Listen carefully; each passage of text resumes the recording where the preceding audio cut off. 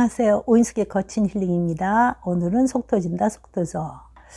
정말 요즘 집안에만 있느라 속 터지고 집안에서 북적이다 보니 속 터지는 일만 생기고 보이는 일마다 마음에 안 들고 하는 일마다 짜증이 나고 뭐 그런 것 같습니다. 속 터지는 건 사실인데 가만히 생각해보면 왜 그렇게까지 속이 터지는지 좀 느긋하게 생각해도 될 텐데 하는 생각이 들 때도 있죠. 예전에 이런 노래가 있었잖아요. 내 마음 나도 모르게. 오늘은 나도 모르는 내 마음, 내 생각 좀 들여다보기를 하죠. 대체로 우리를 속 터지게 하는 사람은 누구일까요? 나와 가장 가까운 가족이죠. 정말 우리가 서로 사랑해야 할 관계인데도 불구하고 속 터지는 일들이 너무나 많습니다. 자, 그럼 상대의 행동이 나를 못 견디게 하는 것이 무엇일까 생각해 보기로 하죠. 어느 낚시꾼 이야기를 한번 해볼까요? 어느 낚시꾼이 고기를 낚고 있었습니다. 실력이 꽤 있었는지 고기가 제법 잘 잡혔는데 이 낚시꾼이 이상한 행동을 하는 것이었습니다. 고기를 낚아 올린 다음에 자로 고기의 길이를 재더니 고기를 다시 물속에 집어 던지더란 말이죠. 옆에서 낚시를 하던 다른 낚시꾼이 하도 이상해서 그 이유를 물었죠. 왜 써 작은 고기를 물에 던집니까? 그랬더니 그 낚시꾼이 대답하는 말이 우리 집 후레이팬 지름이 30cm거든요. 그래서 30cm에 맞지 않고 크거나 작으면 다 버립니다. 여러분, 이 낚시꾼 어떻습니까? 너무 기가 차지 않습니까? 그런데요, 우리도 이런 짓을 자신도 모르게 하고 있다는 거죠. 내가 갖고 있는 후레이팬 틀 속에 나와 가까이 있는 사람을 자꾸 집어넣으려는 거죠. 그럴 리가 없다고요. 자, 그럼 논박부터 하고 이야기를 계속하겠습니다. 속 터진다, 속 터져. 터지면 안 되지. 보험 들었어? 말은 강화시키는 힘이 있어서 터진다 하면 정말 터질지도 몰라. 속 터지게 하는 그 사람 말인데 너 혹시 내 틀 속에 그 사람을 맞춰 놓고 싶은 건 아니겠지? 그런데 절대로 내 틀 속에 들어오지 않을 거야. 그 사람도 자기만의 틀이 있거든. 그 사람 버릴 생각이 없다면 조카다 하면서 살아봐. 말이 그 사람보다 너를 더 변화시킬 수도 있으니까.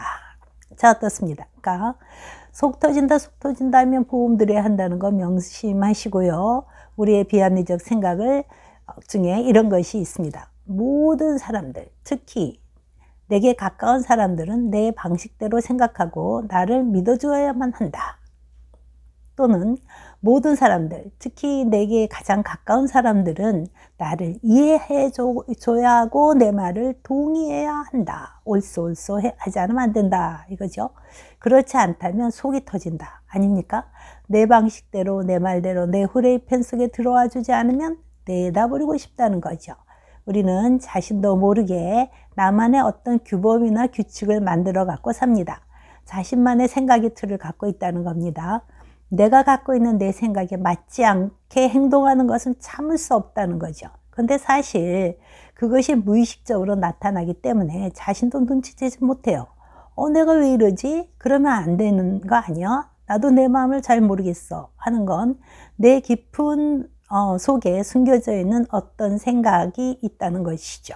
근데 그 생각은 우리가 어려서 분별 영역이 생기기도 전에 생기기 때문에 대부분 의식하지 못합니다. 어려서 감정 해소가 돼야 하는데 해소가 안 된 상황에서 해소 못하고 기억 속에 굳어져 있다가 비슷한 상황이 되면 발칵하고 나타나는 거죠. 여러분, 시골에 가면요, 감자가루를 가서 이렇게 물에 담가놔요. 그러면 가루는 밑에 가라앉고 물이 이제 빨갛게 뜹니다. 그런데 조금만 건드리면 가라앉았던 감자가루가 올라와서 순식간에 물을 뿌옇게 흐려놓은 것처럼 내 생각을 막 흔들어 놓고 있는 어떤 생각이 있다는 거죠. 우리 생각이나 감정 저 밑에 가라앉아 있어서 아주 우리를 참 부정적인 행동을 반복하게 하는 것을 핵심 감정이라고 합니다. 핵심 신념이라고도 하고요. 근데 이거 자체가 좋거나 나쁜 건 아니에요. 이것이 나를 자주 넘어지게 하는 올무가 되기는 합니다. 우리는 늘 이 생각 저 생각 하면서 살죠. 내가 의식하는 생각은 순간순간 떠오르는 생각이나 영상을 자동적 사고라고 하는데요. 그 밑을 더 깊이 내려다보면 핵심 인지가 있습니다. 그것은 내가 갖고 있는 삶의 법칙이나 규칙이나 철학인데요. 이 핵심 인지를 알아야 내가 반복적으로 부정적인 태도를 생각할 수 있고 고칠 수 있죠. 자, 여러분을 속도적이 하는 일 중 하나가 양말 벗어서 아무데나 팽개쳐 놓는 식구들. 그때 자동적 사고는 왜 매일 양말을 저렇게 뒤집어서 마루바닥에 벗어 놓는 거야. 나는 참 말도 안 듣는 고집쟁이들과 사는구나. 이게 자동적 사고인데 점점 내려가 보면 내 집은 늘 깨끗하고 완벽해야 해 하는 마음이 숨어 있고, 더 내려가면 내가 완벽하게 하지 않으면 나는 사랑받을 수 없을 거야 하는 생각이 더 밑에 있습니다. 왜냐하면요, 어렸을 때 늘 부모에게 들었던 말이 있잖아요. 깨끗하게 정돈 하지 않았을 때 혼났던 그런 기억이 깊이 박혀, 그것이 자신의 규칙이 된 거죠. 이 핵심 신념은 기억하고 싶지 않은 일이나 보고 싶지 않은 내 마음속에 감춰져 있는 심각한 문제가 있을 때 드러나기도 합니다. 자, 어느 부부 얘기를 잠깐 하겠습니다. 이 어느 부부가 있었는데, 이 부인은 자기 남편의 밥 먹는 것이 너무 못마땅해요. 남편은 늘 음식을 허겁지겁 먹고 자기 앞에 있는 반찬만 먹고 이래요. 그래서 그게 너무 교양이 없어 보이는 거예요. 왜냐하면 이 여자의 핵심 신념에는 뭐가 있었는가 하면, 어려서부터 그렇게 훈련을 받았던 거예요. 음식은 정말 우아하게 먹어야 된다. 고상하게 먹지 않으면 교양이 없는 사람이다. 천천히 맛을 음미하면서 먹어야 된다. 이런 생각이 있었어요. 그러니까 나는 그렇지 못한 사람과 결혼을 했으니까 난 참 불행하다, 이런 신념이 이 사람에게 있었던 거죠.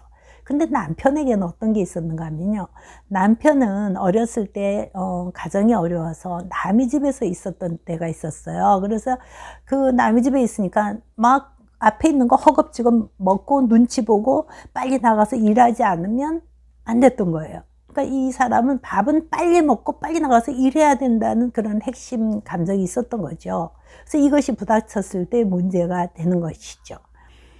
나의 규칙을 너무 느슨하게 풀어놔도 문제가 되지만요, 나의 규칙을 아주 너무 완고하고 강력한 규칙을 갖고 있을 때는 사는 게 여유가 없습니다. 그리고 재미가 없어요. 그래서 좀 더 너그럽게 살 수 있는 방법은 규칙을 지침으로 바꿔 생각해 보는 거면 관계가 훨씬 부드러워집니다. 완고한 내 규칙을 선택할 수 있는 지침으로 바꿔보는 거죠. 한번 연습해 볼까요? 내 아이는 반드시 내 말을 들어야 된다. 그렇지 않으면 아이가 나를 무시하는 거고 나는 무가치한 존재다. 자, 이런 생각을 하고 있는 사람이 있다면 이걸 이렇게 한번 바꿔보세요. 내 아이는 가끔 내 말을 안 들을 수도 있다. 내 아이는 이럴 때는 내 말을 안 들을 수도 있다. 그렇다고 아이가 말을 안 듣는다고 해서 내가 무가치한 존재는 아니다. 자, 여러분, 자신의 틀 속에 자신을 구겨 넣으려 해도 힘들지만 당신의 가장 가까운 사람들도 힘들어집니다. 요즘 이 일 저 일로 속 터지는 세상이잖아요. 조금 여유 있게 살아봅시다.